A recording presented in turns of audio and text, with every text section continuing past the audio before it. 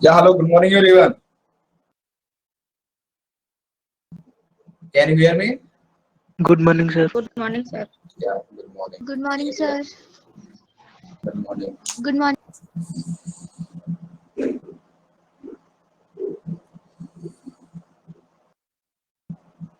Okay, so is my voice is clear to everyone? मेरी आवाज आ रही है सभी लोगों को? Yes, sir. Okay, good. चलो बढ़िया. Okay, so नेक्स्ट हम स्टार्ट करते हैं जहां हमने लास्ट क्लास कल हमने फिनिश किया था. तो आई थिंक कुछ क्वेश्चंस थे क्या? हो गए या फिर डिस्कस करना पड़ेगा? Heat engine and coefficient of performance के कुछ क्वेश्चंस थे आई थिंक लास्ट क्लास में.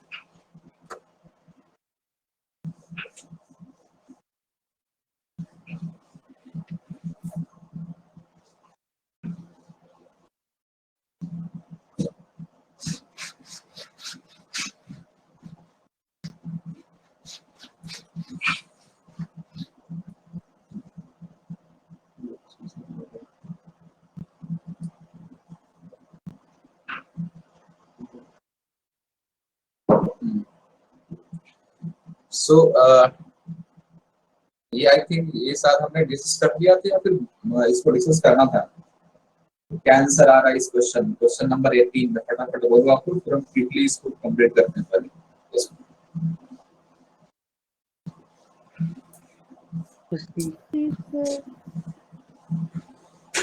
ओके ओके, बाकी लोगों का क्या ऑप्शन आ रहा है?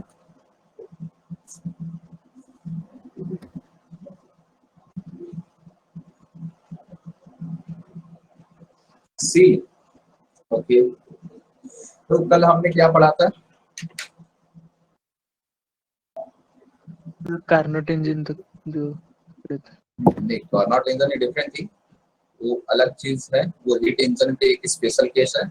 ये हम क्या पढ़ रहे हैं? ये जो रेफ्रिजरेटर का हम कोएफिशिएंट ऑफ परफॉर्मेंस डिफाइन करते हैं, राइट? तो वो चीज मैंने डिस्कस भी किया था. कोएफिशिएंट ऑफ परफॉर्मेंस में बीटा क्या होता है? देखो, उसको बीटा से रिप्रेजेंट करते हैं equal to 1 upon Q1 by Q2 minus 1. ये हमारा सिंपल सा रिलेशन आता है. फिर Q1 by Q2 को किससे रिप्लेस हम कर सकते हैं? Q1 by Q2 replace by T1 by T2. इस तरीके से इसको हम रिप्लेस कर सकते हैं. ठीक है, चलो कोई नहीं. बाकी लोगों का क्या आंसर आ रहा है? 39 degree Celsius. 39. Okay okay, good. Pritam, आपका आंसर क्या आ रहा है? ये था सर. 39. Yes. ओके, चलो बढ़िया. आई थिंक सबका जब यही आ रहा है तो सही होगा. 5 is equal to what? 1 upon T1 हमें फाइंड करना है एंड T2 हमें दिया -13 मींस व्हाट? ये बेसिकली आ जाएगा 273 minus 13 will be 260 kelvin, right? So ये क्या आ जाएगा? T1 upon 260 kelvin minus 1 basically आ जाएगा, राइट? अब इसको थोड़ा सा हम रीअरेंज करेंगे तो हमें क्या मिल जाएगा? Will get T1 upon 260 minus 1 is equal to 1/5. And उसको थोड़ा सा और अगर हम रीअरेंज करेंगे, T1 by 260 is equal to what? It will be 6/5. And ठीक है, if you solve this हमें क्या मिल जाएगा? It will be 5/2, right? So 52 into 6, so what it will be? Right, 30 31, right? So basically 312. सही है. So अगर हम इसको डिग्री सेल्सियस में देखा कितना आएगा? It will be 39 degree Celsius. चलो बढ़िया, सही है. So option C is the correct one. जिनका आया वेरी गुड, नहीं आया कोई बात नहीं. This is the process through which we can solve this question, right? Okay, next देखते हैं. ये सॉल्व हो गया सभी लोगों का? सर किलोवाट से calorie, kilo calorie per second में कन्वर्ट कैसे? Kilowatt means what? Like energy पर यूनिट सेकंड, राइट? इसको जूल पर यूनिट सेकंड आप लिख सकते हो. वाट क्या होता है? 1 watt is equal to 1 joule पर सेकंड. ठीक है, इसमें आपको कैलोरी में दिया हुआ तो उसका आपको कन्वर्ट करना पड़ेगा कैलोरी में. थोड़ा सा कन्वर्जन है। रिलेशन क्या होता है, 1 calorie is equal to 4 point approximate 4.2 joule आता है, 4.189 ऐसा कुछ आता है। इस ये चीज आप यूज कर सकते हो। तो फिर 1 joule is equal to 1/4 by, इसका रिवर्स जो है वो भी सर यूज कर इसका सकते फर्स्ट है। हैं। जो भी आई थिंक शायद फर्स्ट ही सही है।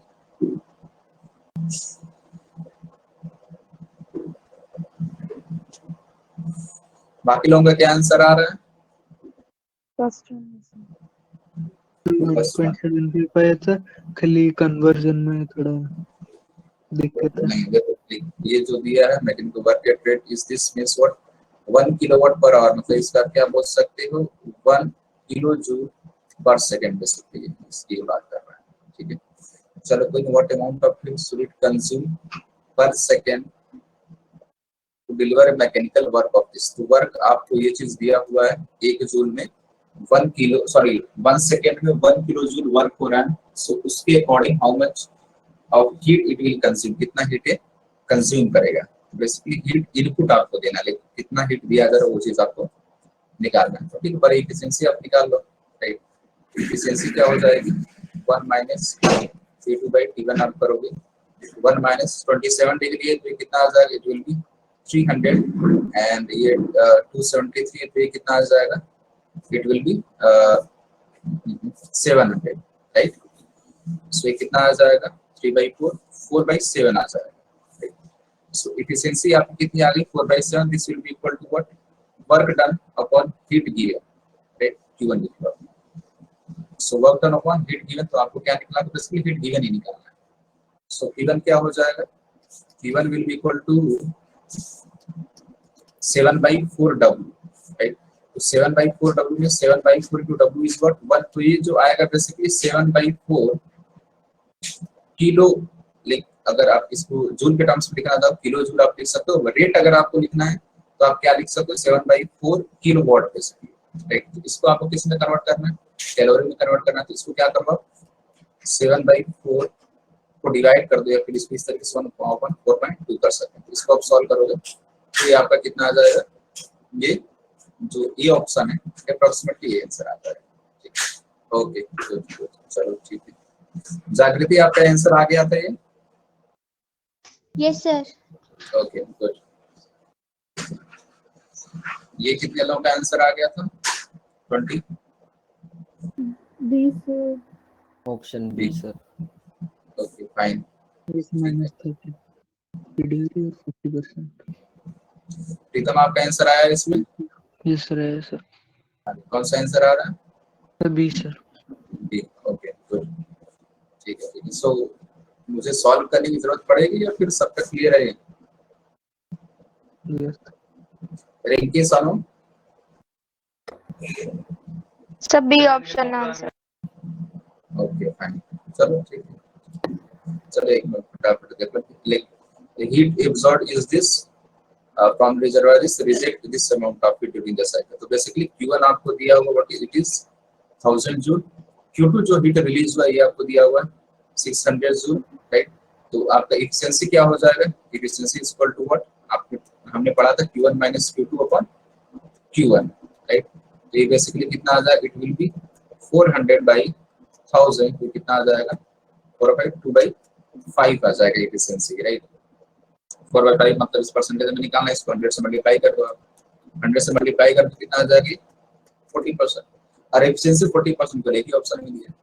कभी भी अगर आपको ऐसा क्वेश्चन मिले तो बाकी आपको सेकंड जो चीज है इसमें क्या बोला है टेंपरेचर ऑफ सी वो आपको निकालने की जरूरत नहीं। अगर आपका ये कैलकुलेशन सही है, एफिशिएंसी सही है तो ठीक है, ऑप्शन बी बिल्कुल करेक्ट दिख रहा है। अगर दूसरा अगर इसमें कोई और ऑप्शन में अगर एफिशिएंसी 40% देता तो फिर आपको टेंपरेचर भी निकालने की जरूरत है, टेंपरेचर ऑफ सी।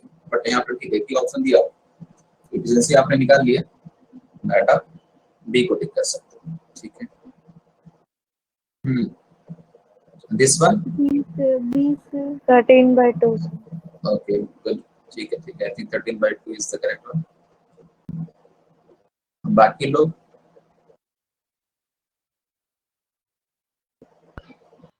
सर एक बार एक्सप्लेन कर दो, ये नहीं हो पाया। ओके ठीक है, कोई बात नहीं।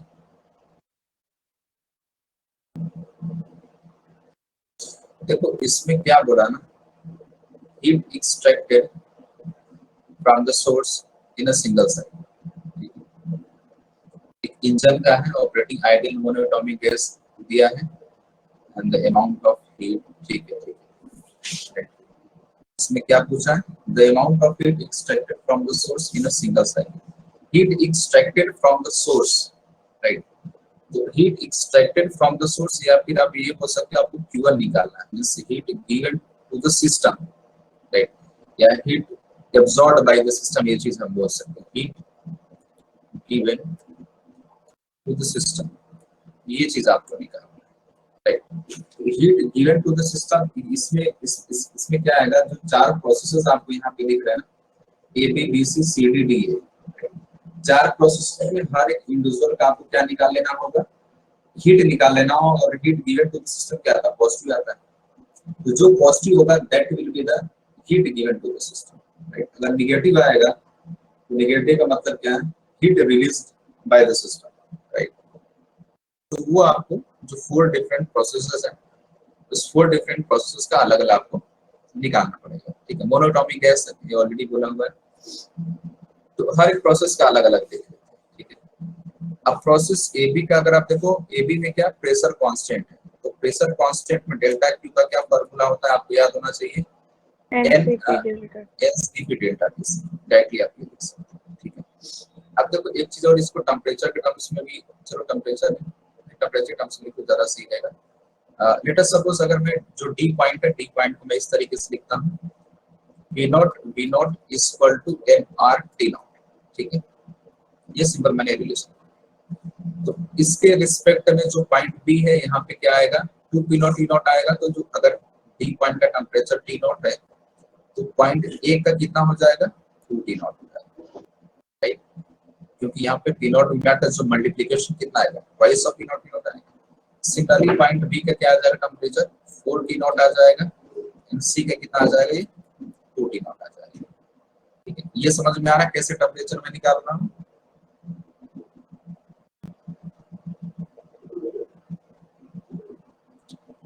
सनु आपको ये चीज समझ में आया टेम्परेचर मैंने कैसे लिखा,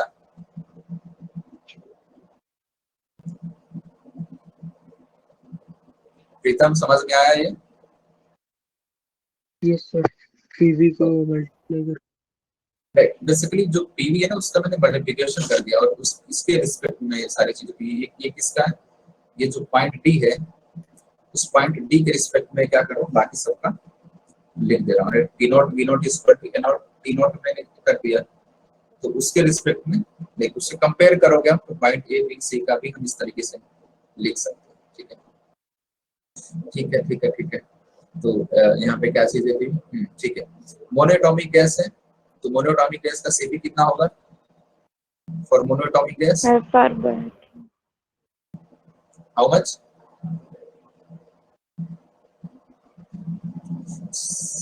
5/2 R हो जाएगा, ये चीज आपको पता होनी चाहिए। 3/2 होगा ना, अरे CV होता है 3/2 R होता है, तो CP क्या हो जाएगा, basically CV plus R, right. So ये आपका कितना, it will be 5/2 NR delta T, बस AB के लिए हम निकाल temperature of B minus temperature of A, 4 T not minus 2 T not, ये कितना आ जाएगा, ये 2 T नॉट आ जाएगा। तो ये सिंप्लीफाई करो कितना आ जाएगा, it will be 5 NR T nought आ जाएगा। और N और T नॉट की जगह, क्योंकि जो आंसर्स दिए वो P नॉट के टर्म्स में दिया हुआ है, तो NR T नॉट को हम क्या लिख सकते हैं, हम सिंपली लिख सकते हैं P नॉट लिख सकते हैं। और एक चीज और देखो आप, इसमें डेल्टा Q आ रहा है, पॉजिटिव आ रहा है, that means what, in the process A B heat absorbed by the system, या फिर हम बोल सकते हैं heat given to the system, right. So this will count, ये चीज हमारा काउंट होगा।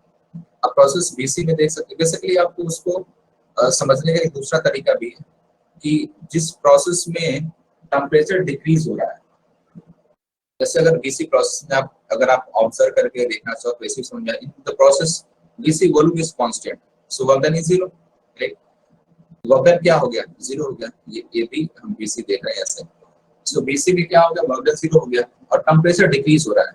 टेम्परेचर डिक्रीज हो रहा है, that means what, internal energy decrease हो रही है, या फिर चेंज इन इंटरनल एनर्जी अगर हम निकालेंगे तो नेगेटिव आएगा, ठीक है। तो अगर change in internal energy negative आएगा, तो BC में वर्क डन 0 तो डेल्टा Q क्या होगा इक्वल टू डेल्टा U। तो डेल्टा U अगर 0 तो डेल्टा Q क्या हो जाएगा 0 हो जाएगा। मतलब in the process BC heat is released by the system. इसी प्रोसेस में सिस्टम हीट रिलीज कर रहा है, दिया नहीं कर रहा, राइट। इन सिमिलर वे CD प्रोसेस में अगर हम देखोगे अभी pressure constant but temperature decrease हो रहा है, हम इस सेम फार्मूला यूज करेंगे। जब डेल्टा T हम कैलकुलेट करेंगे क्या है T not minus 2 basically negative आ जाएगा इन द प्रोसेस CD।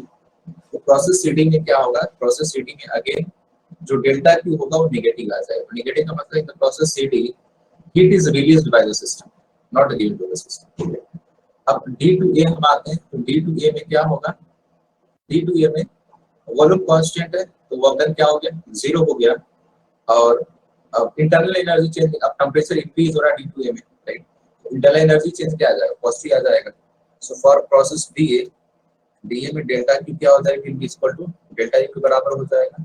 ये क्या हो जाएगा NCV delta T, right. So NCV is what 3/2 R delta T क्या हो जाएगा 2 T not minus T not, तो बेसिकली क्या हो जाएगी T नॉट हो जाएगा, राइट। तो ये कितना आ जाएगा, ये आ जाएगा 3/2 NR T नॉट, राइट। ये पॉजिटिव वैल्यू आ रहा है, दैट मींस व्हाट कि इन the process D to A heat is absorbed by the system and it is given to the system, right। तो इसको आप क्या लिख सकते हैं NR T नॉट को T नॉट लिख सकते हैं तो 3/2 T नॉट। अब ठीक है, इन दोनों को क्या करो आप ऐड कर दो, राइट। दोनों को ऐड करो तो डेल्टा Q नेट या फिर ये लिखो heat given to the system, heat given to the system या फिर हीट एब्सॉर्ब, ये क्या हो जाएगा this will be equal to what, ये हो जाएगा 5 V not plus 3/2 V not. ये कितना आ जाएगा 13/2 V नॉट। क्लियर हुआ अभी सनो? Yes sir. तो हमें हर एक प्रोसेस का निकालना पड़ेगा डेल्टा की पॉजिटिव आता है, that means what given to the system and heat absorbed by the system, heat extracted by the from another source to the system, right। एक चीज इसमें आप फाइंड करो, आप सभी लोग ये चीज तो आपने निकाल ली, option B is the correct one. What will be the efficiency of this cycle in the process, find efficiency of this cycle.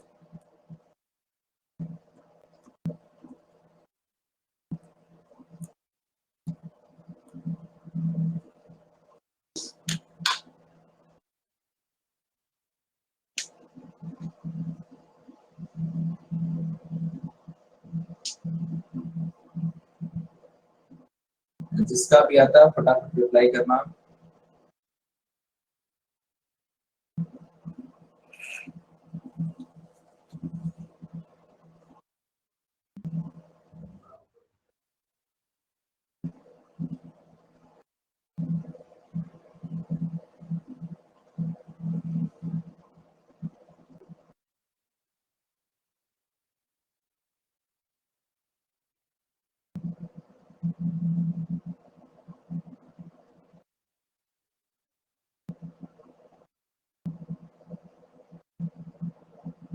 Sir, isn't it zero, sir? How much? Isn't it zero because it's a cyclic process, no, so work done would be zero. No, work is not zero. I am asking like efficiency of this cycle, like ABCD is a cycling process, na? Okay. So I'm asking for this cycling process, like ABCD, complete cycling process.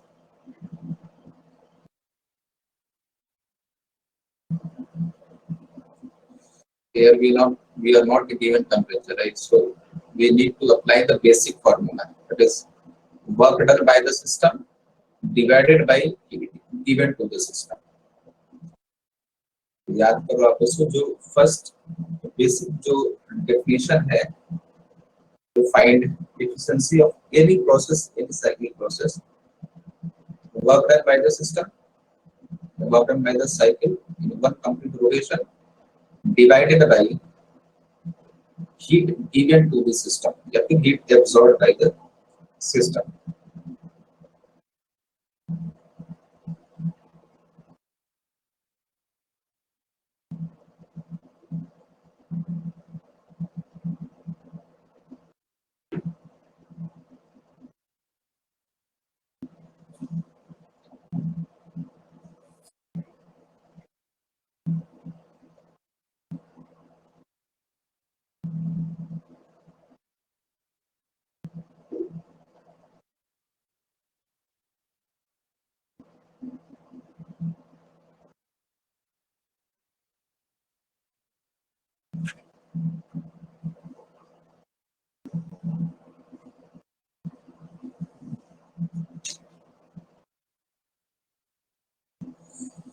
दीपक समझ में आ रहा है कैसे solve होगा ये?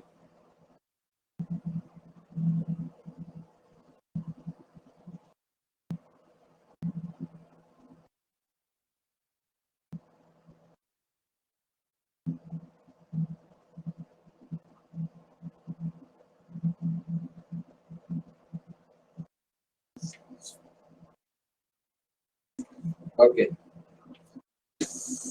किसी का आंसर नहीं आया? No one get the answer? Solving sir. इतना सब कुछ लिखा हुआ आपके सामने, जो नहीं लिख, कितना टाइम नहीं लगेगा। If you have that clarity, अगर जो मैंने स्टार्टिंग किया था, how to calculate efficiency of any cycle, just apply that one, वो चीज आपको डायरेक्टली अप्लाई करनी है। और एक वैल्यू हम ऑलरेडी निकाल चुके हैं, इसलिए मैंने बोला ये जस्ट वन लाइन क्वेश्चन है, देखो इतना टाइम नहीं लगना चाहिए। देखो सभी लोग 2/13। How much? 2/13। 2/13। Okay, let me check, देख लेते हैं। एफिशिएंसी क्या मैंने बताया था? Efficiency is equal to what? Work done. अगर साइक्लिक प्रोसेस है so work done in one cycle, इस तरीके से sir 15.3%। One cycle divided by heat given to the system. ये चीज ध्यान रखना, heat given to the system in one cycle. खैर एफिशिएंसी इन वन साइकिल के लिए ही डिफाइन करते हैं, राइट? उसमें किसी पर्टिकुलर प्रोसेस का मतलब नहीं है। The heat given to the system या heat absorbed by the system या heat extracted from the source by system, तीनों चीजें सेम, जो कि ऑलरेडी हम निकाल चुके हैं। इसकी वैल्यू कितनी आई? 13/2 P नॉट आया, राइट? अब ये जो साइक्लिक प्रोसेस है हमारा, अब इस साइक्लिक प्रोसेस का वर्क डन क्या होगा? पीवी कर्व ऑलरेडी आपको दिया हुआ है, राइट? सो पीवी कर्व दिया और सिंपली क्या हो जाएगा? This is P naught and this is P not. So work done in this cyclic process क्या? Area under this complete cycle, ये कितना हो जाएगा? V नॉट हो जाएगा, राइट? ये एरिया समझ में आया या नहीं आया? एरिया क्या हो जाएगा? Sorry work done in the cycle ABCD, area under this, ये जो area, this will be what? This will be equal to work done in the complete cycle process. तो सिंपली कितना आ जाएगा? This length is V not, this length is P not, so area of rectangle, simply area of rectangle कितना आ जाएगा? P not आ जाएगा। So work done in the cyclic process कितना आ जाएगा? Work done is P not V not and efficiency कितना आ गया था? 13/2 P नॉट आ गया, तो कितना आ जाएगा? 2/13 आ जाएगा एफिशिएंसी। या परसेंटेज में निकालना चाहो तो 100 से क्या करो, इसको मल्टीप्लाई कर दो, आपको परसेंटेज में आ जाएगा। Is it clear to everyone? Yes, sir. Okay fine. Jagriti, Manoj, समझ Yes, में आया sir. आपको? Okay good good. This is the basic one, right? कई बार ऐसे क्वेश्चन पूछ लेते हैं कि आपको टेम्परेचर नहीं देगा या ये भी चीज नहीं देगी, तो हमें एक जो कंप्लीट प्रोसेस है उसमें वर्क डन कितना हुआ डिवाइडेड बाय, हो सकता है कि हीट, टोटल हीट एक्सचेंज कुछ अलग है, but for calculation of efficiency what we need heat given to the system, या फिर हमें वो सब heat absorbed by the system या heat extracted from source by the system. ये तीनों चीजें सेम, राइट? तो वो चीज ऑलरेडी हम निकाल चुके थे, राइट? जैसे इसमें इस तरीके से दे सकता था, लेट अस सपोज अगर anyhow if you are not able to calculate, अगर हम हीट नहीं कैलकुलेट कर सकते, सॉरी वर्क डन नहीं कैलकुलेट कर सके थे, तो हमने क्या देखा यहाँ पे? In the process ABNDA heat system क्या है? हीट एब्सॉर्ब कर रहा है, and in the process BC and CD heat release हो रहा है। तो इन दोनों का हीट एक्सचेंज हम ऐड करेंगे तो हमें Q1 मिल गया, जो कि हमने कैलकुलेट कर लिया है। इन द प्रोसेस BC और CD का जब हम मैग्नीट्यूड ऐड करेंगे, that will give us Q2, ये हमें Q2 दे देगा, means like heat released by the system in one cycle process. तो हमें Q1 Q2 की वैल्यू अगर मिल जाएगी तो उससे फिर हम वर्क डन भी निकाल सकते हैं और एफिशिएंसी भी निकाल सकते हैं। तो दोनों तरीके हैं। Work done in case anyway if you are not able to calculate work done, तो we can apply that also, उस तरीके से हम इसको कर सकते हैं। क्लियर है सबको ये? Yes, sir. प्रीतम, ओके गुड। प्रीतम समझ में आ गया? Yes, sir. ओके ये सर गुड, आ गया था सर आंसर। चलो ठीक है, चलो ठीक है ठीक है। रेस्ट इज, देखो यार बाकी आपकी प्रैक्टिस के ऊपर है, जितना प्रैक्टिस करोगे उतना परफेक्शन आएगा। ये जो पार्ट है ये एक क्वेश्चंस 110% श्योर है आने ही है। अब इसमें कौन से पार्ट से पूछ लेगा ये डिपेंड करता है, राइट। और इजी क्वेश्चन ऐसे होते हैं जो इजीली डुएबल होते हैं, बहुत ज्यादा दिमाग आपको नहीं लगाना होता, फॉर्मूले जो सारे पता होने चाहिए, प्रैक्टिस होनी चाहिए, तब ठीक है इजीली सॉल्व आप उसको इजीली कर सकते हैं, ठीक है। ओके, अब स्टार्ट करते हैं। Heat kinetic theory of gases, right. तो कुछ एजम्पशंस है, आई होप अगर आपको पता होगा वेरी गुड, नहीं पता है तो कुछ बेसिक एजम्पशंस मैं क्विकली रिवाइज करा देता हूँ। और कुछ खास रिलेशन नहीं है, एक simple ideal gas equation relation है, उस आइडियल गैस इक्वेशन रिलेशंस पे सारी चीजें बेस्ड है, राइट। और उसमें से काफी कुछ पार्ट हम ऑलरेडी कर भी चुके हैं, कुछ पार्ट है जो प्रैक्टिस हम करेंगे तो उससे हम चीजों को समझेंगे। तो बेसिक एजम्पशंस क्या है?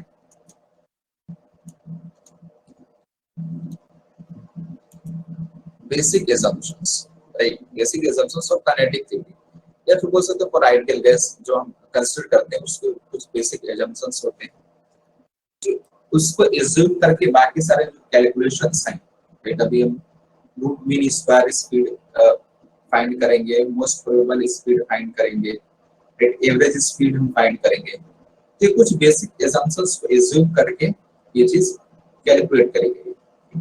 तो first of all first point क्या है? The size of the gas molecule is very small as compared to size of the container. मैं नोट डाउन कुछ भी नहीं करूंगा, अगर आपको नोट डाउन करना तो लिख सकते हो, मैं जस्ट ओरली आपको एक क्विक रिवीजन करा देता हूँ, ठीक है। Size of molecules are very small as compared to size of the container in which it is placed. जो गैस मॉलिक्यूल का साइज होता है बहुत ही स्मॉल होता है एज कंपेयर टू कंटेनर। आपको पता है किसी मॉलिक्यूल के एटम का साइज क्या होता है, फर्मी के चार्ज इलेक्ट्रॉन पावर -15 मीटर के रेंज में होता है, ठीक है। और जो भी गैस मॉलिक्यूल्स या पार्टिकल कंसीडर करते हैं, we assume that all particles are identical. जो सारे गैस मॉलिक्यूल्स या पार्टिकल्स है सारे क्या वो आइडेंटिकल हैं, they are moving randomly in random direction. तो सारे क्या होते हैं? आइडेंटिकल्स होते हैं and they move randomly in random direction, right. तो अगर साइज मॉलिक्यूल्स का स्मॉल है तो ऑब्वियस बात है वॉल्यूम भी स्मॉल होगा as compare to volume occupied, as compare to volume of the container, right. तो साइज से वॉल्यूम उसको भी हम रिलेट कर सकते हैं। और एक सबसे इंपॉर्टेंट चीज ये है कि हमने अगर आप इलेक्ट्रोस्टैटिक पढ़ा, इलेक्ट्रोस्टैटिक में एक सिंपल सा रिलेशन क्या होता है, जब दो चार्जेस हैं उन दोनों चार्जेस के बीच फोर्स लगता है, उस फोर्स की वैल्यू क्या होती है? K Q1 Q2 upon R square, where K is proportionality constant, right. तो गैस मॉलिक्यूल्स के कुछ चार्ज है उनके पास, बट यहाँ पे उस चीज को कंसीडर नहीं करते। यहाँ पे क्या, यहाँ पे असम्पशन में हम क्या लेते हैं? There is no interaction between two gas molecules या टू गैस पार्टिकल्स। जो दो गैस मॉलिक्यूल्स जैसे कोई इलेक्ट्रोस्टैटिक अट्रैक्शन हो गया, दूसरा ग्रेविटेशन अट्रैक्शन भी होती है, साइज बहुत छोटा होता है। तो यहाँ पे किसी भी टाइप का जो अट्रैक्शन या रिपल्सन फोर्स है किसी भी दो गैस मॉलिक्यूल्स या पार्टिकल के बीच में उसको कंसीडर नहीं करते, ठीक है। Next is collision between any two molecules or collision of molecules with the wall of the container considered to be as elastic collision, completely elastic collision. Elastic collision का मतलब क्या है? In the process of elastic collision there is minimum loss of energy. Although यहाँ पर हम no any loss of energy consider करते हैं, right? In this kinetic theory of gases, right? जब ideal gas की बात करते हैं, ठीक है। Perfectly elastic collision और there is no loss of energy, this total energy is conserved in the process of collision. Practically ऐसा बिल्कुल ही पॉसिबल, कुछ फ्रैक्शन या कुछ पार्ट को लॉस होता है, तो कोई भी एनर्जी का लॉस नहीं होता। And the duration of collision is very very very very small, बहुत ही स्मॉल होता है। इन दैट प्रोसेस या कोई एनर्जी का लॉस नहीं होता, ठीक है। और क्या चीजें हो सकती हैं? ये कुछ बेसिक चीज है। और जो न्यूटन्स लॉ, हम जो क्या बोल सकते हैं, जो न्यूटन्स लॉज ऑफ मोशन है, वो सारी चीजें एप्लीकेबल है, वो चीज यहाँ पे हम अप्लाई कर सकते हैं। एक्चुअली उसी को रिलेट करके, ये सारे एग्जाम्पल्स को रिलेट करके कुछ बेसिक डेरिवेशंस और डेरिवेशंस में हम नहीं जाएंगे। कुछ चीजें हम डिफाइन करते हैं। क्या क्या चीजें डिफाइन करते हैं? पहली चीज एनर्जी को डिफाइन किया जाता है, और एक स्पीड डिफाइन किया जाता है, उसको क्या बोलते हैं? VRMS. VRMS means root mean square speed, root mean square speed. ठीक है, बेसिकली क्या है, जो let us suppose N number of particles है, तो एन नंबर पार्टिकल्स की कुछ स्पीड होगी, उसका हमने क्या लिया? स्क्वायर लिया। स्क्वायर लेके फिर उसका हमने मीन लिया, मीन लेके फिर हमने स्क्वायर रूट लिया। लेट अस सपोज, अगर मैं सिंपल आपको लेट अस सपोज मानो दो पार्टिकल्स, उनकी वेलोसिटी v1 और v2, ठीक है। कई बार ऐसे क्वेश्चन पूछ लेता है कि लेट अस सपोज कुछ 5 पार्टिकल्स दिए, उसका आपको वीआरएमएस निकालना है। कैसे हम निकालते हैं? Late us suppose v1 v2 v3 तीन पार्टिकल्स में, तीन पार्टिकल्स के बारे में बात, आपको इसका वीआरएमएस पूछा, तो वीआरएमएस क्या? Root mean square. तो पहले स्क्वायर करना, फिर मीन लेना, फिर उसका स्क्वायर रूट लेना है। ठीक है, तो यहाँ पे क्या हो जाएगा, इसका आप स्क्वायर करोगे तो क्या आ जाएगा? Simple v1 square, v2 square, v3 square. इसका आप मीन लो। ठीक है, मीन स्पीड क्या हो जाएगा? सिंपली मीन स्पीड क्या हो जाएगा? v1 square plus v2 square plus v3 square by 3। ये क्या हो गया? मीन आ गया इसका। ठीक है, अब इसका क्या लेना है? स्क्वायर रूट लेना है। So that will be VRMS. Means VRMS क्या आ जाएगा? It will be square root of v1 square plus v2 square plus v3 square by 3। This is VRMS. ठीक है, तो यहाँ पे मैंने तीन पार्टिकल्स के लिए, अब जो गैस मेरे को उसमें नंबर ऑफ पार्टिकल्स हैं, तो नंबर ऑफ पार्टिकल्स के लिए हम क्या डिफाइन करते हैं? VRMS root mean square speed define करते हैं। बट अगर आप कभी आपको ऐसे दे दो 3 4 5 10 पार्टिकल्स दे दे आपको, तो उस तरीके से हम कैलकुलेट कर सकते हैं। पहले हमें स्क्वायर लेना है, फिर उसका मीन लेना है, देन फिर हमें उसका स्क्वायर रूट लेना है। ठीक है, तो उस तरीके से हम डिफाइन कर सकते हैं। तो जब हम काइनेटिक एनर्जी या फिर एनर्जी ऑफ पार्टिकल्स डिफाइन करते हैं, ठीक है, तो काइनेटिक एनर्जी क्या होगा? Simply kinetic energy will be equal to half m VRMS square. ये हम किसी एक पार्टिकल की काइनेटिक एनर्जी की बात कर रहे हैं, और ये किसके बराबर आता है? ये आता है equal to 3/2 k into t। k is what? K is Boltzmann constant। Boltzmann constant and T is the temperature in Kelvin। एक केल्विन में टेम्परेचर। तो ये हम किसी एक पार्टिकल की बात करें, किसी एक पार्टिकल का जो काइनेटिक एनर्जी है, ठीक है, कितना हो गया? Half m VRMS square, and this is equal to 3/2 k। ये इसके बराबर होता है। तो यहाँ से एक्चुअली वीआरएमएस को निकाला जाता है किसी एक पार्टिकल या मॉलिक्यूल के लिए। m small m is what? Mass of one molecule. ये एक मॉलिक्यूल का मास। तो यहाँ से अगर कैलकुलेट हम करेंगे तो वीआरएमएस हमें इस तरीके से मिल जाता है, VRMS equal to 3 kT by small m। Right, इसको थोड़ा सा रीअरेंज करेंगे तो जो बेस्ट, जो हम मोस्टली यूज करते हैं, क्या आता है? √3 RT बाई कैपिटल M। ये हमारा मेन रिलेशन है वीआरएमएस में से root mean square speed find करने का। 3 RT is the temperature, m is the molecular mass of the gas, molecular mass of gas in kg। ध्यान रखना, molecular mass of gas in मोल पर kg। ठीक है, in मोल पर kg, मोल पर kg में होना चाहिए, राइट? बिकॉज R की जो वैल्यू हो, क्या आप लिखोगे? 8.314, राइट? उसको स्टैंडर्ड जो यूनिट्स है जूल पर मोल पर केल्विन में, तो उसके अकॉर्डिंग हमें जो भी मोलेकुलर मास होगा that we have used in mole per kg. ये समझ में आया सबको?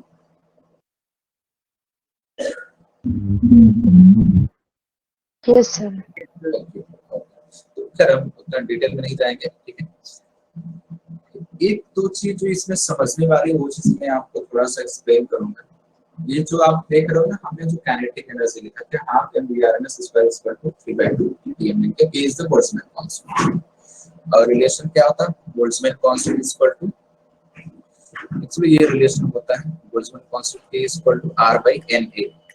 R is what? Gas constant, Na was Avogadro number. ठीक है, ये सिंपल सा रिलेशन होता है। ये R is equal to क्या लिख सकते हैं? K into Na, ये रिलेशन होता है। ठीक है, तो दोनों में से कोई भी रिलेशन आप यूज कर सकते हो, ये सिंपल सा रिलेशन। तो कई बार क्या होता है ना कि किसी n नंबर ऑफ पार्टिकल्स का आपको क्या पूछते हैं, काइनेटिक एनर्जी पूछते हैं, बट वीआरएमएस नहीं दिया। फिर दोनों तरीका है कि आप वीआरएमएस निकालो, फिर आप क्या करो उसको उस फार्मूले में, लेकिन ये जो फार्मूला आपकी इसमें इसको बोल करके निकालो।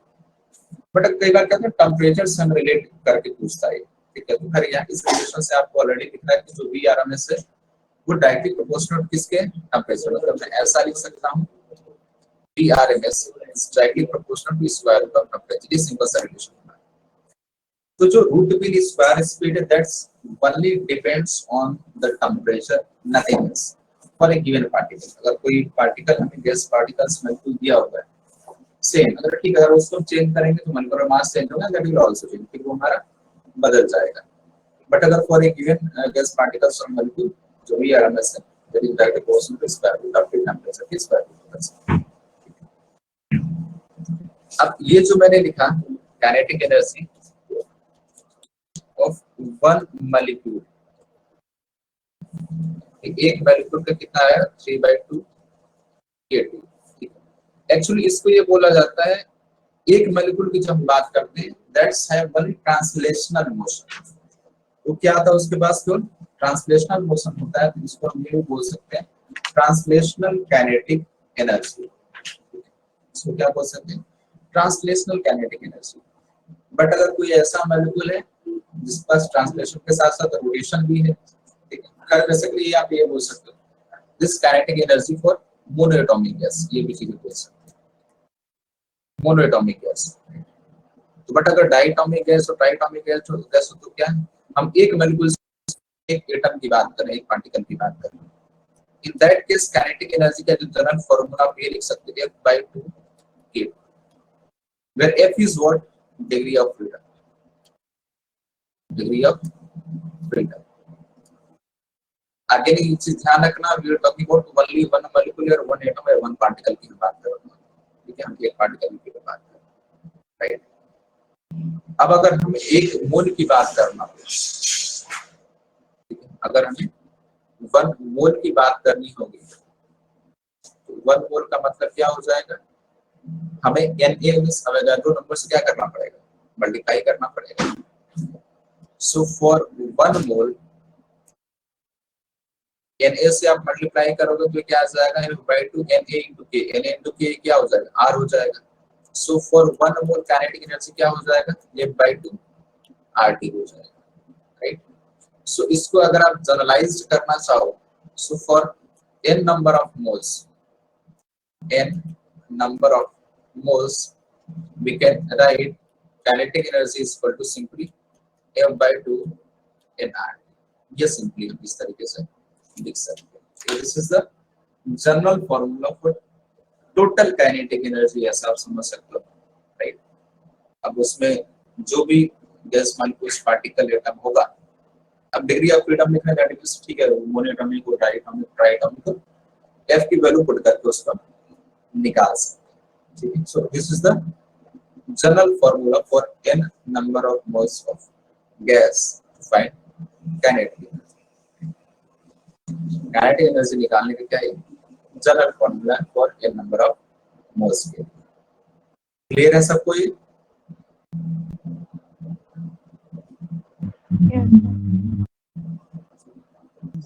कई बार Yes, sir. Okay good. कई बार इसमें लाइक 3-4 ऑप्शंस देके क्वेश्चंस बन जाते हैं। तो एक मॉलिक्यूल का, एक मोल का, n नंबर ऑफ मोल्स का, n नंबर ऑफ मॉलिक्यूल्स का भी बता सकते हैं, ठीक है। तो उस तरीके से, और डिग्री ऑफ फ्रीडम ध्यान रखना। और एक चीज और है इसमें, मान लो कि लेट अस सपोज, ये मैंने क्या बोला कि ये 1 मॉलिक्यूल का टोटल काइनेटिक एनर्जी है, ठीक है। लेट अस सपोज अगर मैं ऐसा बोलूं कि there is a molecule which is restricted to move in only 2 directions, there is a molecule which is restricted by some any external sense so that you can move like that particle is move in only two direction, तो दो direction में move कर सकता है. So what will be kinetic energy in that case? उस case में kinetic energy क्या होगा? अगर पार्टिकल जो है केवल दो डायरेक्शन में ही मूव कर सकता है तो क्या होगा उसमें kinetic energy?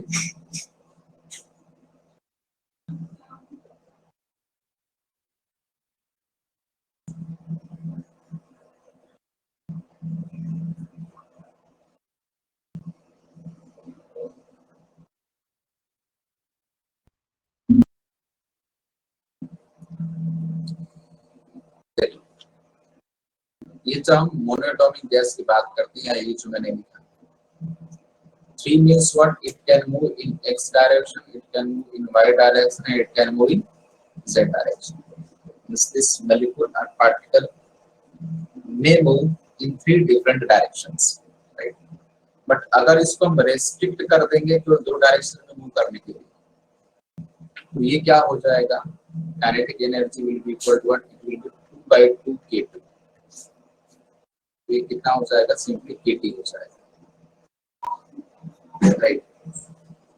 कई बार ऐसे चीजें दे सकता है कि हमने उसको रेस्ट्रिक्ट कर दिया so that this particle can move in only one direction और only to direction.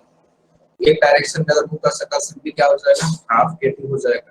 To direction में 2 by 2 kt हो जाएगा. और तीन डायरेक्शन होते ही हैं translation motion, x y z, तीन से ज्यादा होते हैं.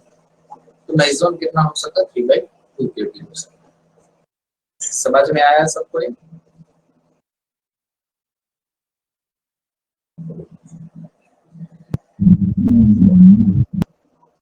Yes, sir. प्रीतम समझ में आ रहा है? Yes sir. Okay good.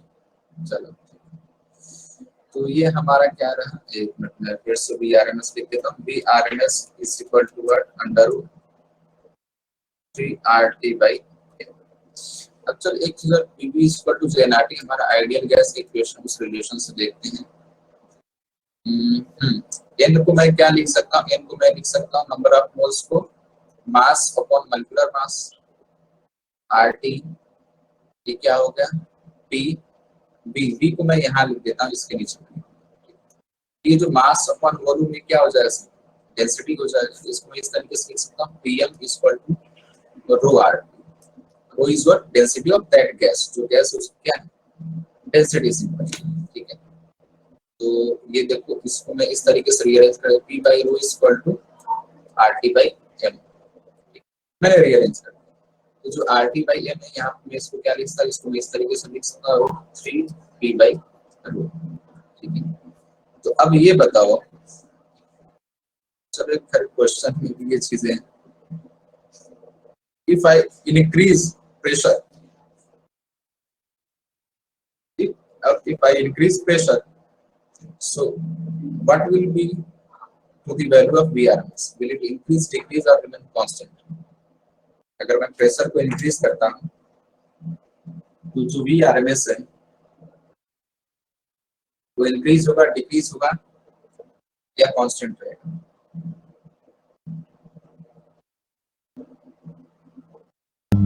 Increase. क्या है? Increases. Increases. Okay. You also get confused, right? ये कांस्टेंट रहेगा. ये कंफ्यूजन के लिए लिया जाता है क्वेश्चन, और ये कई बार पूछा जा चुका है. फ्रीक्वेंटली आस्क्ड क्वेश्चन है. Pressure directly proportional to density होगा. तो फिर प्रेशर जितना बढ़ेगा डेंसिटी भी उतना ही बढ़ेगा, तो फिर कांस्टेंट ही रहेगा. ओके. ऐसा तो जरूरी नहीं कि प्रेशर इंक्रीज हो रहा है तो डेंसिटी इंक्रीज हो रही है और टेम्परेचर कांस्टेंट हो, ऐसा तो बोला नहीं है. Pressure is increasing, there is chance कि डेंसिटी कांस्टेंट और टेम्परेचर इंक्रीज हो रहा, ये भी तो हो सकता है.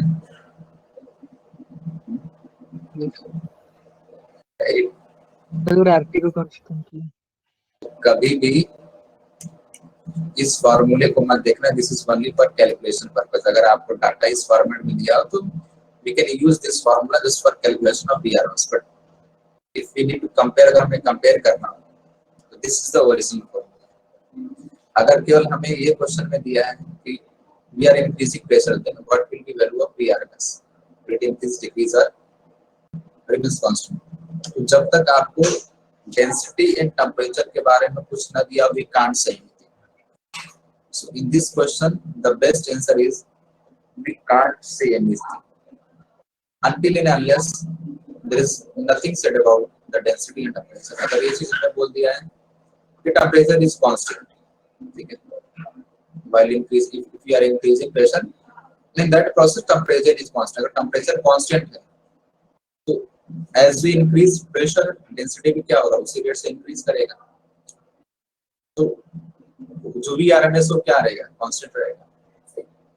बट अगर ये बोला कि we are increasing pressure and density remains constant, तो प्रेशर इंक्रीज करेगा तो टेम्परेचर क्या होगा, इंक्रीज होगा, टेम्परेचर इंक्रीज होगा तो Vrms क्या होगा, increase. So if it is only said that we are just increasing pressure, then what will be the value of Vrms? So the best answer is we can't say anything, we cannot predict until and unless it is said about what like it is said about what the density and temperature के बारे में जब तक कुछ नहीं बोलेगा, we can't exactly predict that what will happen। Okay, so Vrms is mainly, या फिर बोल सकते हो ऐसा, Vrms is only proportional to temperature। हमें टेम्परेचर से उसको कंपेयर करना है। If we increase temperature, Vrms will increase. If we decrease temperature, Vrms will decrease, right? तो डायरेक्टली प्रोपोर्शनल, लाइक जैसे स्क्वायर रूट ऑफ प्रोपोर्शनल किसके, टेम्परेचर के, बाकी चीजों से फर्क नहीं पड़ता। If we are keep that temperature, अगर हमने टेम्परेचर को कांस्टेंट रखा है, बाकी चीजों को कितना भी हम चेंज करें Vrms चेंज नहीं होगा, राइट। अगर आप लॉजिकल एक्सपेक्ट से भी कंपेयर करके भी समझ सकते हो, ठीक है, कई बार ये पूछा जा चुका है। Is it clear to everyone?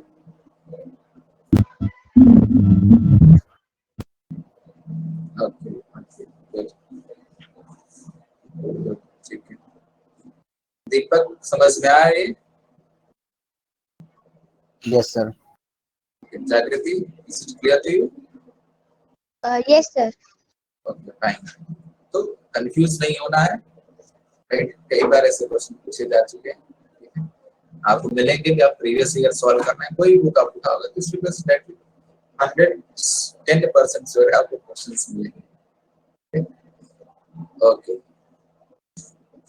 Vrms के सिमिलर ही है, like similar in the sense in terms of the parameters we define most probable speed, most probable speed, इसको क्या बोलते हैं, Vmp इस तरीके से लिखते हैं, its value is under root of 2RT/8।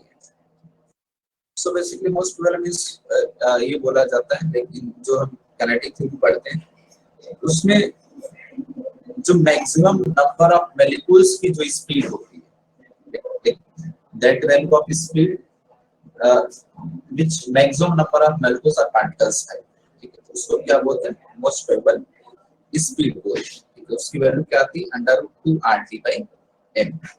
Same parameters हैं एज जैसा हमने पीछे देखा है, ठीक है, वैल्यू थोड़ी सी करते हैं। In similar way we calculate average speed. Average speed क्या होता है, एवरेज स्पीड होता है √8RT/m। sorry again, R is the temperature, m is the molecular mass, this is capital M basically, right। इस तरीके से हम क्या डिफाइन करते हैं, average speed of the gas particle. Simply average speed का मतलब क्या, सब काम में समेशन कर दिया, उसका हमने एवरेज ले लिया, फिर बी ले लिया, बात सेम। तो ये कितना आता है, √8RT/m। पैरामीटर सेम है, like the way we can change most probable speed and average speed, right. अब मुझे ये बताओ कि for a given gas at a given temperature, जो तीन स्पीड मैंने बताई, तीनों में से कौन सा ज्यादा होगा, कौन सा कम होगा, Vrms, मोस्ट प्रोबेबल और average. what will be the order of speed?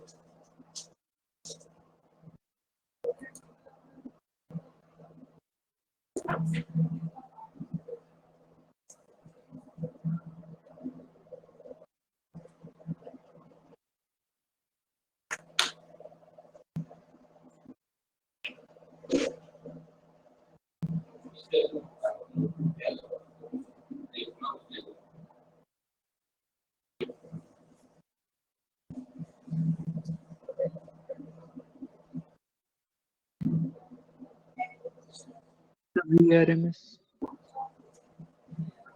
ठीक है, VRMS ठीक है, सर but फिर VRMS ज्यादा होगी, इससे Okay. सबसे देन एवरेज आ जाएगी, फिर मोस्ट प्रोबेबल आ जाएगी। ओके फाइन, गुड, सही है। ठीक, क्लियरली आपको यहाँ पे दिख रहा है। Basically RT by M is the common term. यहाँ पे VRMS में देखोगे तो √3 इज द फैक्टर। इसकी वैल्यू कितनी आती है? 1.73 आ जाएगा। एंड यहाँ पे अगर आप देखो, यहाँ पे √2 इज द फैक्टर, सो √2 की वैल्यू कितनी आ जाएगी? 1.41 आ जाएगा। यहाँ पे क्या √8 by pi is the factor. तो ये थोड़ा सा कैलकुलेशन है, ये कैलकुलेशन आप करो, इट विल बी 1.5 के क्रॉस आएगा, ठीक है, या 8/3.15। सो इसकी जो वैल्यू आएगी it will B approximately 1.5 something कुछ आएगा, ठीक है। 2.5 बेस या सो बेसिकली जो ऑर्डर आ जाएगा, VRMS is greater than V average is greater than V most probable. So for a given gas at a given temperature, this is the relation for 3 speed. Right? ये 3 speed क्या होता है? Simple हमारा relation. फिर इसमें basically कई सारे questions बनाए जा सकते हैं, बनते ही हैं। Right? तो ये चीज हमें समझ में आना चाहिए, गिवन गैस के किस पे डिपेंड करता है? केवल ये डिपेंड करता है टेम्परेचर पे। If it change the temperature, then VRMS और V average और V most probable will change। अगर बाकी सारा पैरामीटर्स हम चेंज करते हैं तो वो चेंज नहीं होगा। एक छोटी सी चीज और है कि हम क्वेश्चंस प्रैक्टिस करते हैं। Mixture of a gas, mixture of gases.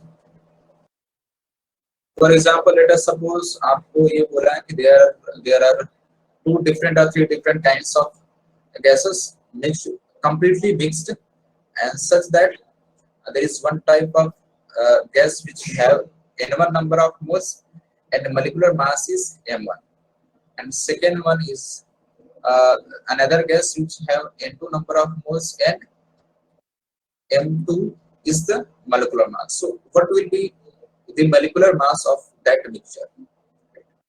So molecular mass of the mixture of gas of mixture, इसका जो रिलेशन आता है, it is equal to n1 m1 plus n2 m2 divided by n1 plus n. This is the relation how we can find molecular mass of the mixture। 2 gas 3 4 5 जो भी है, similar pattern में हम इसको find कर सकते हैं। In similar वे अगर हमें CV ऑफ मिक्सचर निकालना, means molar heat capacity at constant volume, CV of mixture, तो सेम रिलेशन है n1 CV1 plus n2 CV2 divided by n1 plus n2।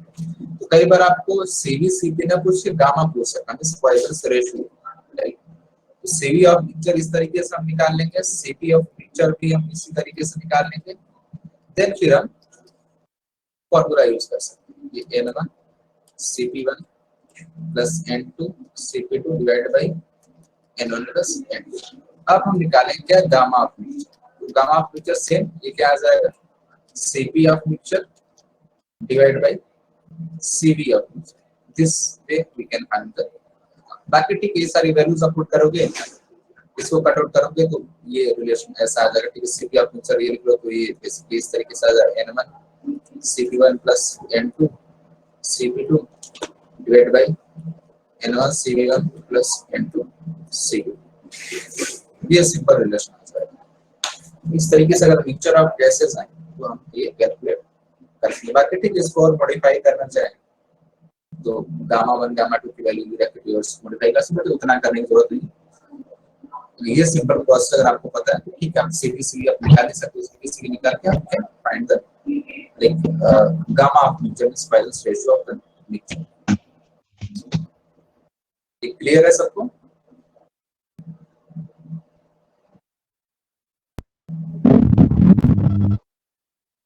Okay, Yes, anything sir. Anyone? Okay good, ठीक है। कुछ पूछना किसी को इस अभी तक इस पार्ट में जो कुछ भी हमने अभी डिस्कस किया?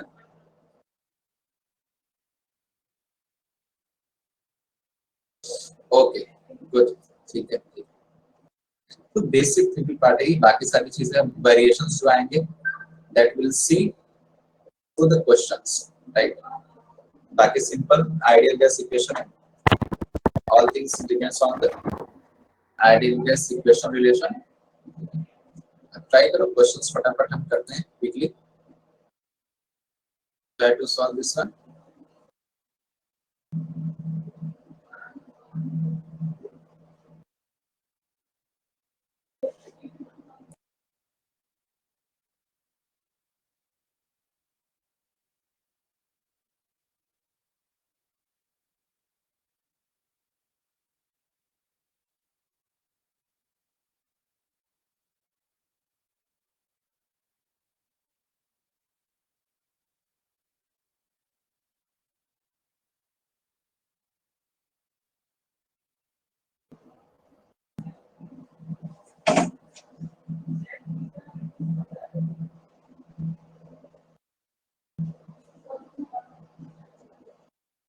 Anyone got the answer? Sorry, sir. Your voice is breaking so much, but I think there is some hindrance. So you can just sir type. 2VC option है। Okay, okay, fine. Let me check. देख लेते हैं. Yeah, I think you are right. Okay, simple है. Just use ideal gas equation, that is Pv is equal to nRT, right? So क्या हमें बोला है? Constant pressure. Pressure is constant, right? And gas को heat करें, that means what? Gas is the same. So जो n is number of mole, वो change नहीं होगा. R is the gas constant. So what we can say? V by T is equal to constant. ठीक है? For a given gas, number of mole तो change होगा नहीं. So V by T is equal to constant. So simply हम क्या सकते हैं? क्या बोल सकते हैं? V1 upon T1 is equal to V2 upon T2. So V2 क्या हो जाएगा? V2 equal to what? T2 upon T1 into V1, right? So again जो भी टेम्परेचर है, ध्यान रखना temperature is always used in Kelvin, right? हमेशा Kelvin use करना है। तो T2 means this one, ये क्या हो जाएगा? 327 plus 273 कितना आ जाएगा? 600, ये 600 आ जाएगा, ये 300 आ जाएगा into V, तो बेसिकली क्या आ जाएगा? 2. So final value will be 2, right? I think easy था। इस कुछ चीजें में ध्यान रखना। ये रिलेशन बहुत काम की चीज है, right? So pressure constant, number of moles constant इस सिचुएशन में, क्योंकि गैस चेंज नहीं हो रहा है और कुछ हम ऐड भी नहीं कर रहे, ना ही हम निकाल रहे हैं। So here number of moles will be constant. Okay, next देखते हैं। Try this one.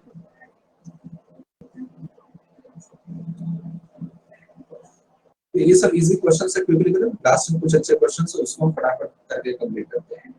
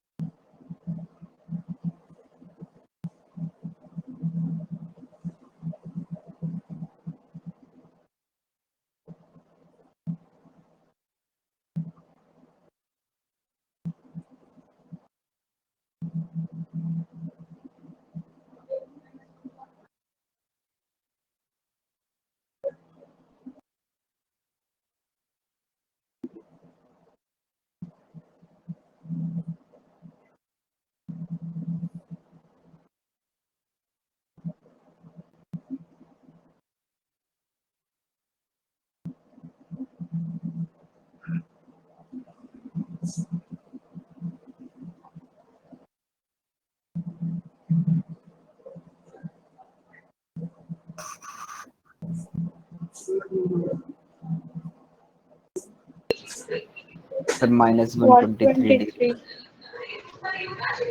Okay fine, I think इसी में दो ऑप्शन सेम दे दिया, कुछ एरर होगा, कोई नहीं।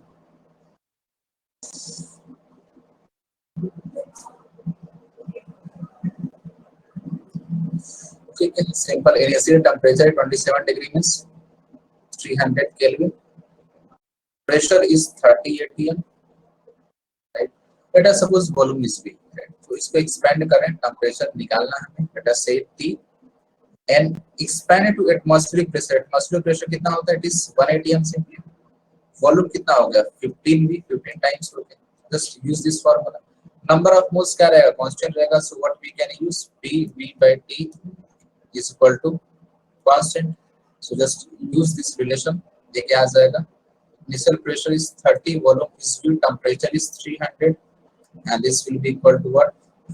Final pressure 1 atm, volume is 15 V, और temperature T, right। तो ये इससे कट जाएगा, ये this will left is 10 only, V भी यहाँ कट जाएगा, तो टेम्परेचर कितना आएगा? It will be simply 150 kelvin. तो 150 केल्विन कितना आ जाएगा डिग्री सेल्सियस में? -123 डिग्री सेल्सियस आ जाएगा, राइट। तो सिंपली हमें ये रिलेशन यूज करना था। सभी का आंसर आ गया था इसमें? Okay Yes, okay, sir. Good, चलो बढ़िया। Okay, now try this one.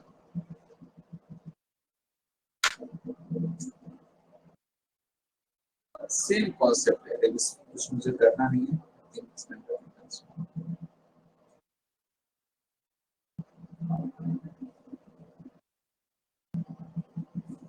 अब सेम चीजें इसमें क्या हमें पूछ दिया, प्रेशर हमें पूछ लिया, तो करना कुछ नहीं है। आई होप आप सभी लोग कर लोगे। Just use the previous relation, जो हमने प्रीवियस रिलेशन किया था, जस्ट उसी को हमें क्या कर लेना है, अप्लाई कर लेना है। ठीक है, इसको हम स्किप करते हैं, नेक्स्ट मूव करते हैं, कुछ हम डिफरेंट वैरायटी का करने की कोशिश करते हैं। ये ट्राई कर रहे हैं।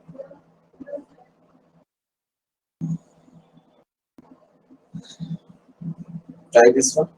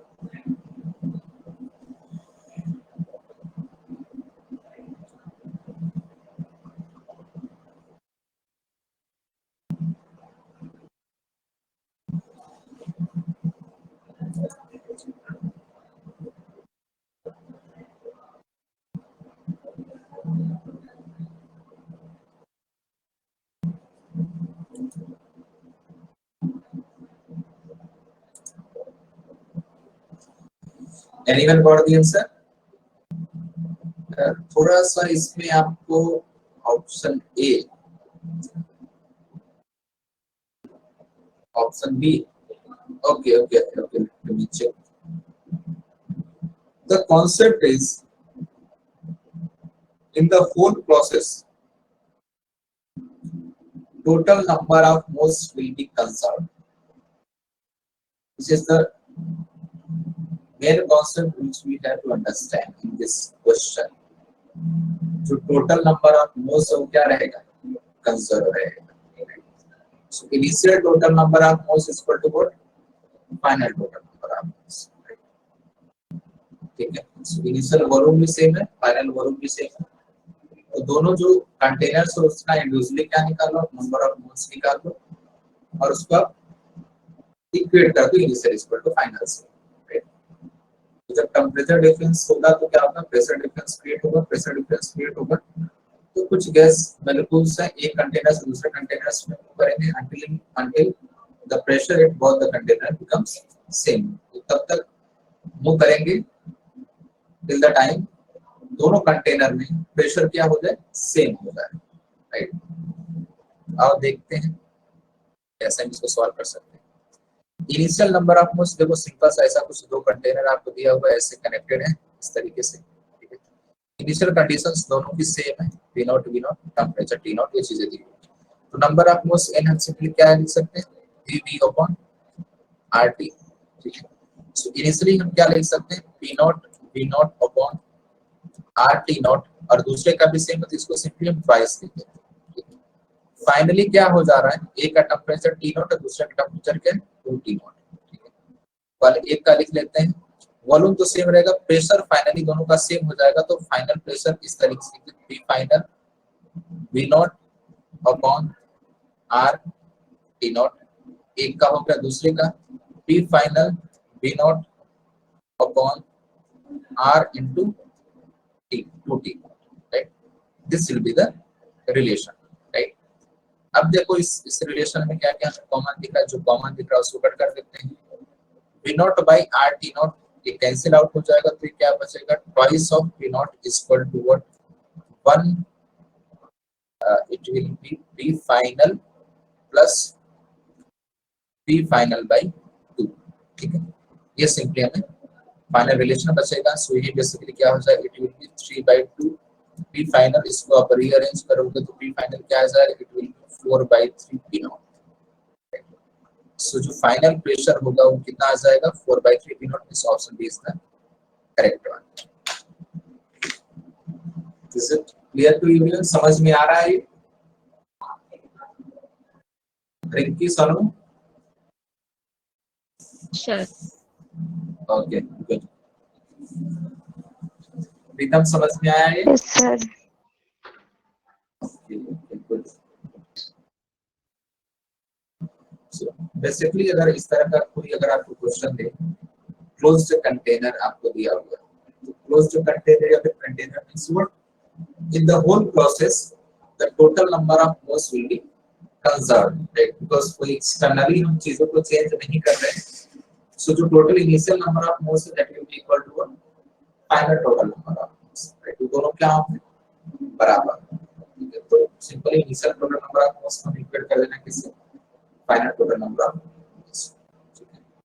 Okay, let's move on the next one. ये भी कुछ सिमिलर है, फटाफट आप इसको आंसर बता दो।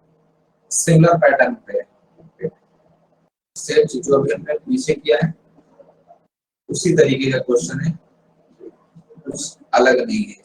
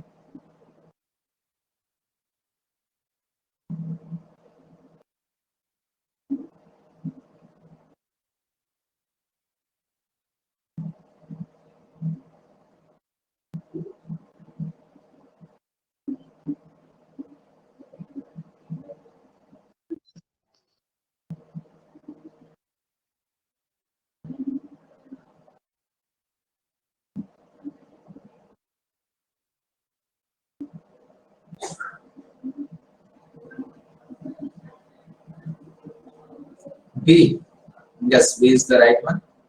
सही है. I don't think कि मुझे सॉल्व करना चाहिए. What you say? रिंकी, सनु, दीपक, आ गया आपका आंसर?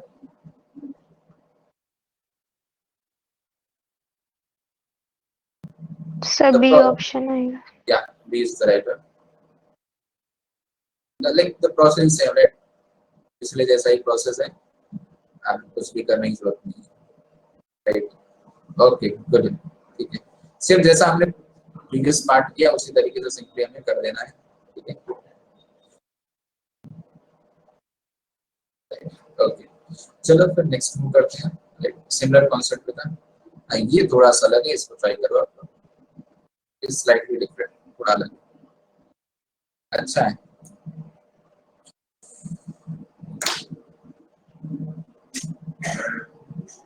जो ग्राफ हमने पढ़ा था थर्मोडायनेमिक्स, उसका एक सिंपल सा एप्लीकेशन है.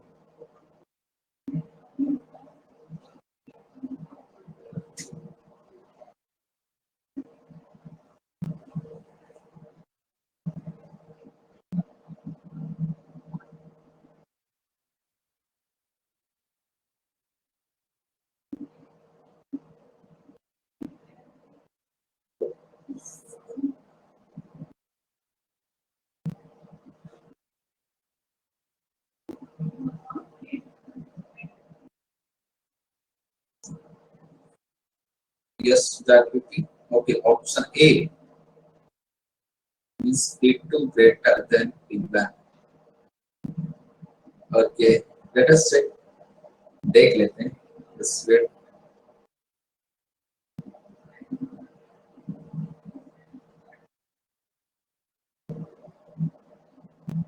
सभी होगा.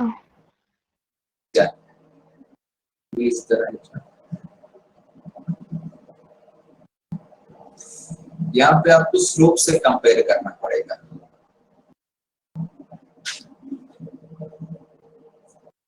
Yeah, B is the right one, not A. See, हमने क्या रिलेशन पढ़ा था? PV is equal to nRT, and अगर हम VT कर्व ड्रॉ करें तो हम V और T में रिलेशन देखते थे, क्या आ जाएगा? nR by T into T. So VT curve this will pass through origin, and ये जो वैल्यू nR by P ये क्या होगा? हमारा स्लोप के बराबर होगा. Slope means tan theta. tan theta is equal to nR by P. सो जिसकी tan थीटा वैल्यू ज्यादा होगी, प्रेशर क्या होगा? कम होगा, राइट? सो यहाँ पे आपको क्लियरली दिख रहा है कि θ2 is greater than θ1. That means what? tan θ2 is greater than tan θ1, right? So tan θ2 is greater than tan θ1. This implies what we can say, tan ये जो θ2 के रिस्पेक्टिव प्रेशर कितना है? P2 है. So P2 will be less than P1, right? Because जो slope है वो pressure पे क्या है? इनवर्सली प्रोपोर्शनल है, राइट? जागृति, समझ में आया आपको ये? प्रीतम, समझ में आया?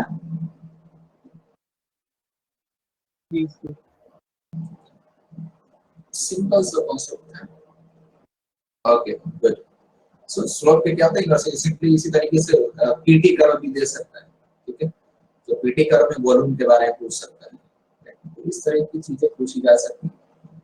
दो पैरामीटर को फिक्स करके थर्ड वन की वैल्यू, ठीक है? ओके, ये भी आई थिंक कुछ सिमिलर काइंड ऑफ है जो लास्ट किया था. चलो कोई ट्राई करो इसको.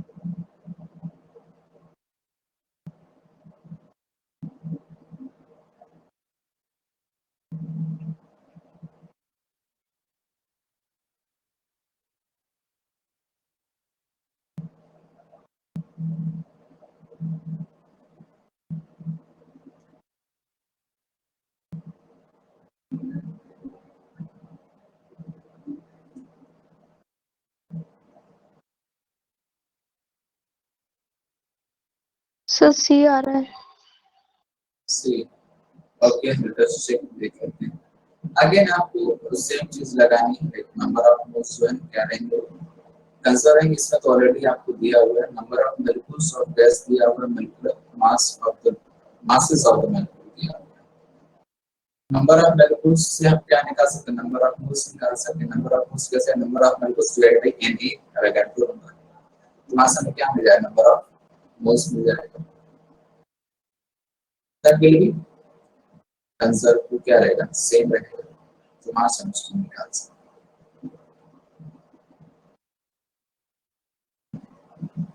इंटरनल एनर्जी से भी निकाल सकते हैं।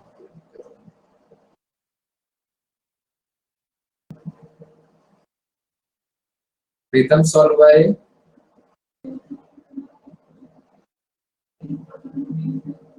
लगभग सर हो गया। ओके, quickly ट्राई करो इसको।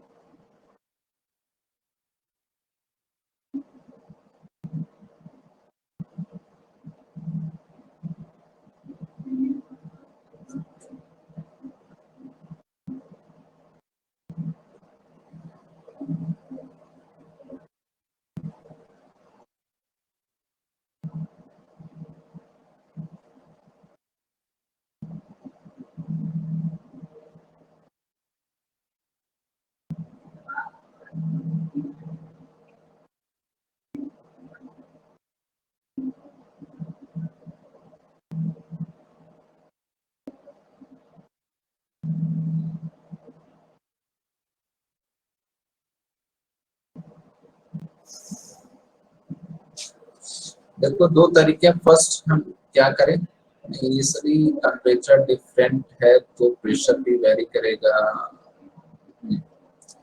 बेस्ट वे है, आप इसमें एक वर्ड बोला, there is no loss of energy, means total internal energy initial is equal to, this is initial is equal to final, right. तो फाइनली क्या किया गया, क्या गैसेस को मिक्स अप कर दिया गया। So what we can write, initially हम लिख सकते हैं N1, एक मिनट CD1 लिख सकते हैं, N1 plus N2 E2 is equal to N1 plus N2 of E. what N1 E1 plus N2 E2 is equal to N1 plus N2 into E. right. E is 3 by 2 kT. Right.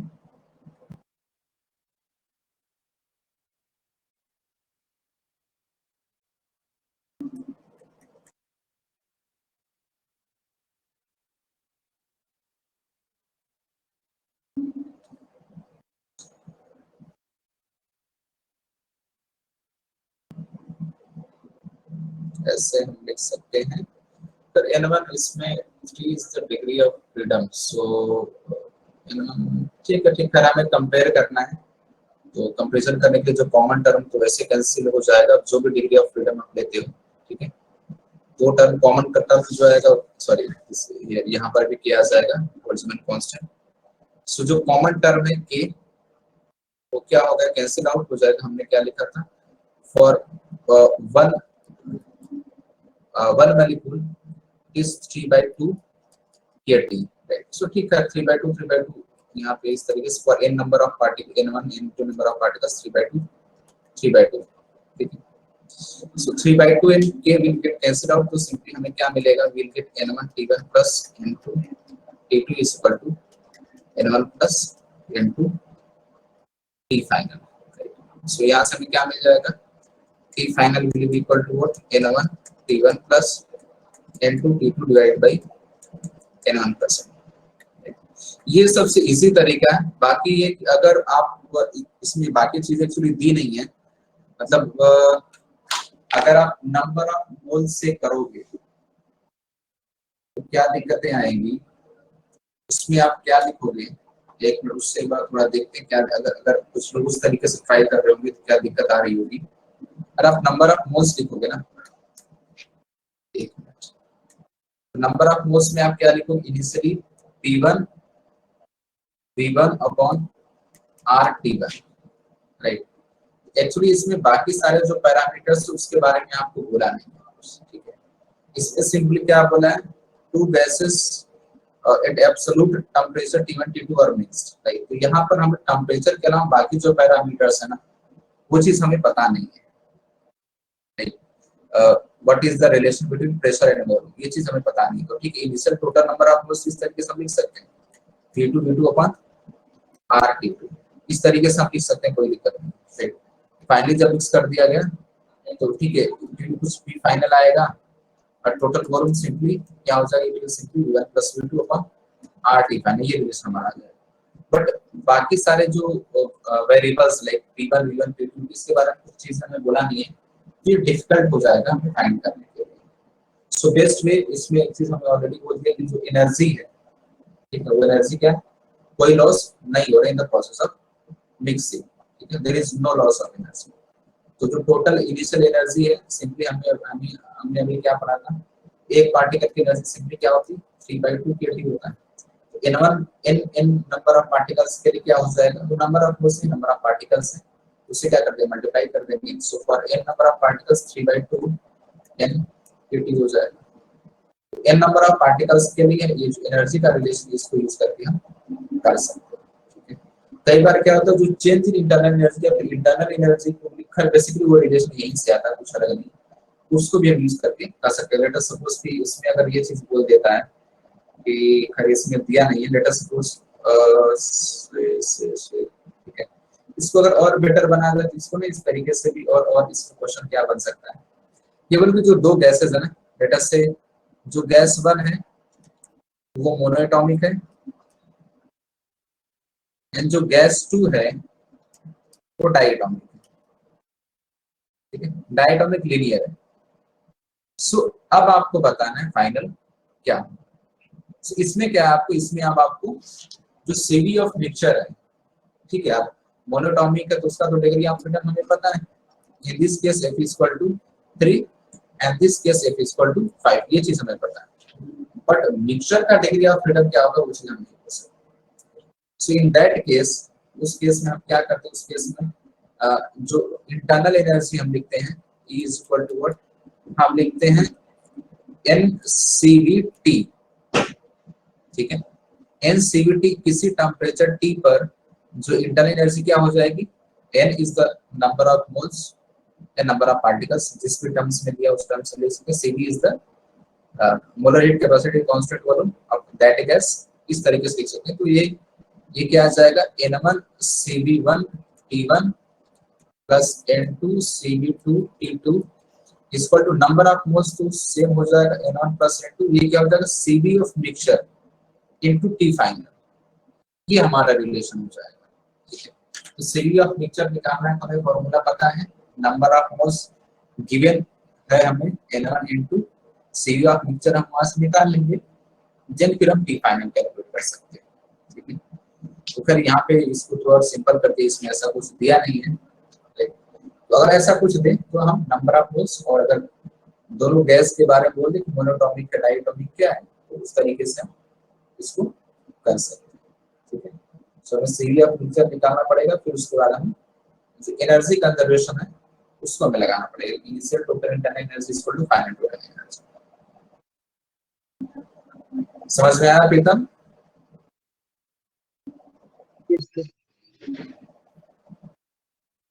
Okay okay, ठीक है। ये तो simple है, इसमें तो हम directly इस तरीके से कर सकते हैं, कोई दिक्कत नहीं है। बट अगर और चीज अगर पूछे तो उस तरीके से हम अप्रोच कर सकते हैं। Okay, try this one.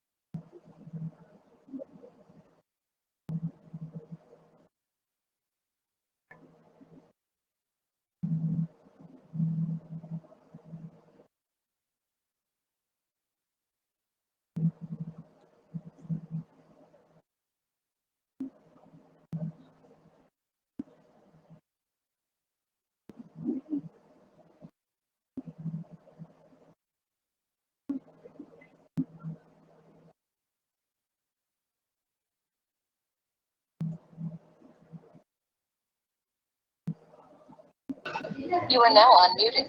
3/4 sir. Okay, देख लेते हैं। एनीवन एल्स, और किसी का आंसर आया?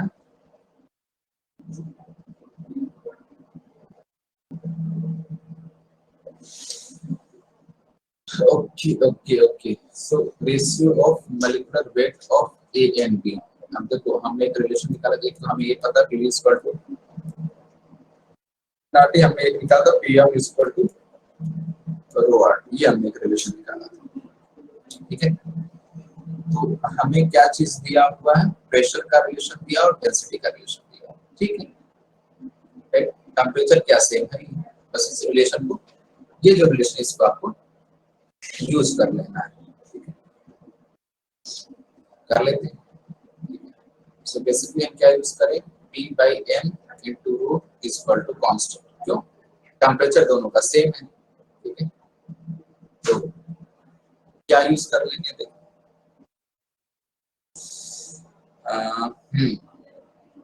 A and B same, pressure of A is twice that of pressure of B.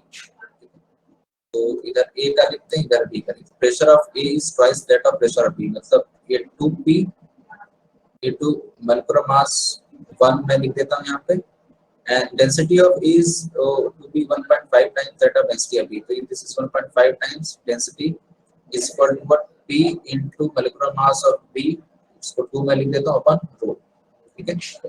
Pressure of A is twice of that of pressure of B, ये हो गया हमारा। सेकंड क्या हो गया? Density, what is it? Density of A is 1.5 times that of density of B, ठीक है। इसका क्या हमारा 1.5 टाइम्स है। सो यहाँ से हमें क्या मिलेगा? Pressure will get cancel out, density will get cancel out. So यहाँ से हमें क्या रिलेशन मिल जाएगा? m1 by m2 is equal to what? 1.5 by 2। So basically कितना आ जाएगा? 3/4 आ जाएगा।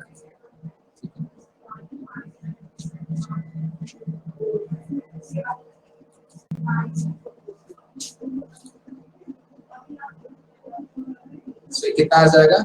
It will B 3/4।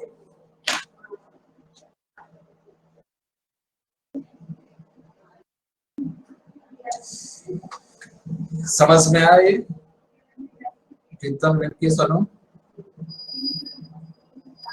Yes sir. Yes, sir. Okay, good.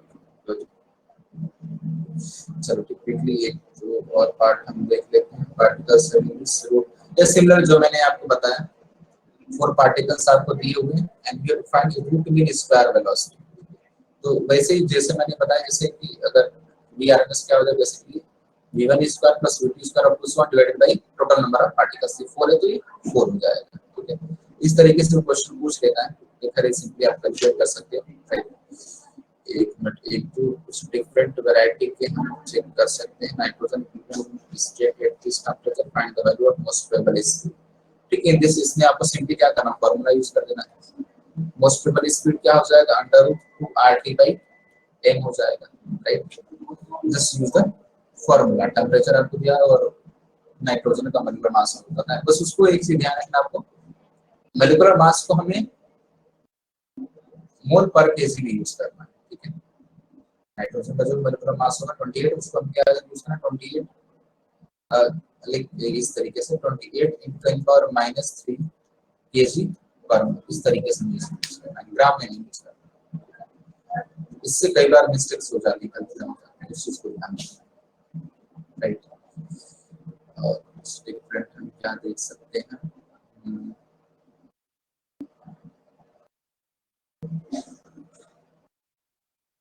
ये ट्राई कर सकते हो। Sir process is the same, you just need to apply the formula। तो वैसे फॉर्मूले ही यूज करने हैं। इसमें आपको कंफ्यूज कर दिया है, बट कंफ्यूज अगर नहीं होगे तो आप डायरेक्टली सॉल्व कर सकते हैं। इसमें आपको सारी चीजें दे दी, टेम्परेचर भी दे दिया, प्रेशर भी दे दिया और डेंसिटी भी दे दी है।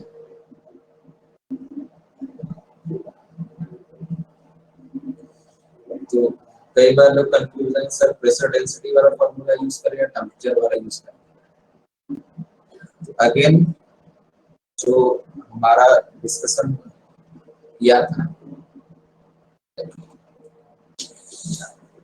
तो ट्राई करो आप एक एवरेज लेके अप्रॉक्स वैल्यू निकालो फटाफट।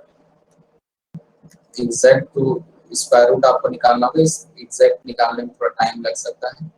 सिंपली आपको ये चीज यूज करना, √3RT/m, nothing else. 0 degree Celsius में 273 hydrogen.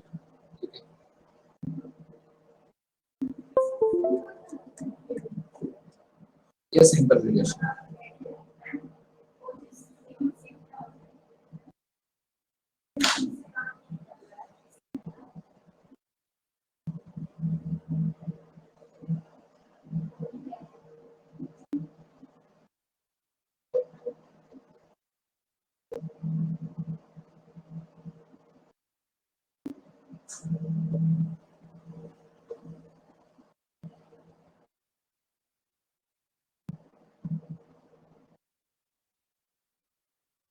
You are now unmuted. Sorry, sir. Right, simple calculation. Right, आपको सिंपली कैलकुलेट कर लेना, कैलकुलेट करके आप आंसर मिल जाएगा। ठीक है, ये सब देखो, इसमें क्या है, जो बाकी वैल्यूज आपको दी रही, प्रेशर एंड डेंसिटी, इस सब का कोई मतलब नहीं है, तो बस डाटा वैल्यूज दिया है आपको परेशान करने के लिए। तो सबका यहाँ पे कोई ऐसा यूज नहीं है। प्रीतम आंसर आ गया आपका? Yes, sir. Okay, good. Sir approx value आप इस तरीके से निकाल सकते हो। बेसिकली ये क्या हो जाएगा, इट विल बी 9 हो जाएगा 24.9/2 × 273 × 10⁻³ इधर आ जाएगा ये। एंड इसको आप रीअरेंज करोगे तो बेसिकली थोड़ा सा रीअरेंजमेंट करना पड़ेगा। इसको इस तरीके से लिख सकते हैं 2.49/2 × 273 और ये जो टर्म है 273 के इसको आप पॉइंट लिख के पूरा कैलकुलेशन करना पड़ेगा। आप अप्रॉक्स वैल्यू अगर आप निकालना चाहो तो किस तरीके से निकाल सकते हो, इसको ऐसा करो आप, this will B approx 1 and ये वैल्यू कितनी आ जाएगी, अगर इसको आप 10 से मल्टीप्लाई करके बनाते हो तो दिस विल बी दिस, इसको इस तरीके से लिख सकते हो 2.49 into 27.3 डिवाइड बाय 2, बाहर क्या आ जाएगा, बाहर 10 टू पावर 2 आ जाएगा एंड ये जो वैल्यू आएगी इट विल बी मीटर पर सेकंड। ध्यान रखना ये मीटर पर सेकंड में आएगा। ठीक है, आप इसको सॉल्व करोगे आप तो ये कुछ ग्रेटर देन 10 वैल्यू आएगी। सो एक वैल्यू वहां यहाँ से आ जाएगा और ये सेंटीमीटर पर सेकंड में दिया हुआ है तो मीटर पर सेकंड तो 10 टू पावर 2 का और क्या हो जाएगा, मल्टीप्लिकेशन से हो जाएगा। So approx value I think A is will be the correct answer, जो एक अप्रॉक्स आंसर आएगा वो A आ जाएगा। ठीक है, दीपक आंसर आया आपका? Yes sir. ओके गुड, ठीक है। Okay so anyone want to ask anything, किसी कुछ पूछना है regarding today's class?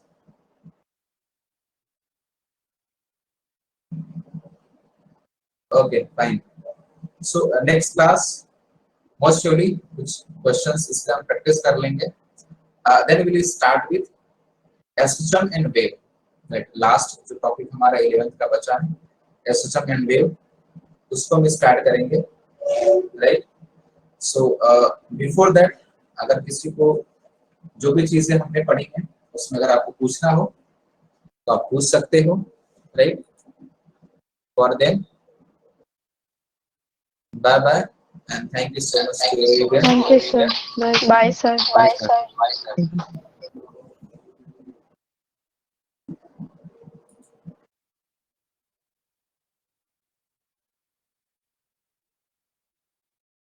Thank you.